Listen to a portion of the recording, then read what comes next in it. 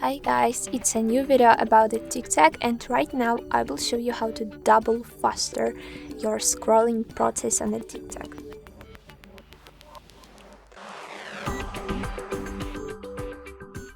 So guys, as you can check right now, the scrolling process on our For You page looks like that. And right now I will show you how to make it faster. Let's go to the profile page guys and tap on the three lines icon at the corner of the screen and go to the settings.